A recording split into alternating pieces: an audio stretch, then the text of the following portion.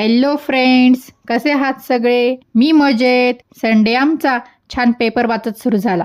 बघा, आपण जे करतो मुलं त्याचं अनुकरण करतात. बरोबर बोलते ना मी? असो, श्रावण महिना सुरू झाला आहे.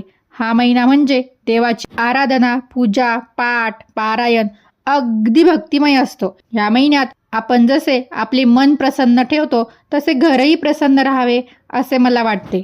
दिवाळीमध्ये लक्ष्मी घरी येणार, पाहुणे रावळे येणार म्हणून आपण आपलं घर स्वच्छ करतो. तसंच हा महिनाही पवित्र आहे. आपण देवाची पूजा, आराधना, भक्ती करतो अगदी शुद्ध अंतकरणाने. पण मग आजूबाजूचा परिसरही टापटीप ठेवला तर देवालाही प्रसन्न वाटेल असं मला तरी वाटतं. त्यासाठी केलेली आवराआवर आहे.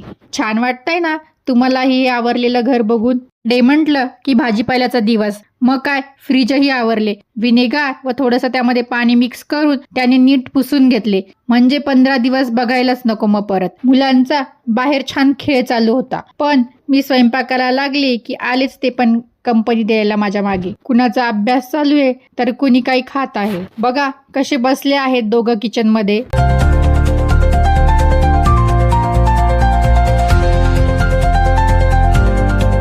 शनिवार सोमवार उपवास असणार आहे म्हणून भरपूर फ्रुट्स आणली होती. पेर, पेरू, मोसंबी, आलू बुखार तर या सीझन मध्येच मिळतो फक्त. माझा एकदम फेवरेट आहे तो. खारे शेंगदाणेही आणले होते. सोमवारला नाही चालत पण शनिवारला चालतात.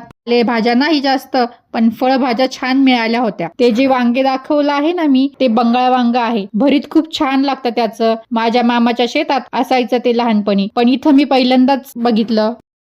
भाज्या नाही जास्त पण फळभाज्या छान मिळाल्या होत्या. ते जे वांगे दाखवलं आहे ना मी, ते बंगाळ वांग आहे. भरीत खूप छान लागतं त्याचं. माझ्या मामाच्या शेतात असायचं ते लहानपणी, पण इथं मी पहिल्यांदाच बघितलं.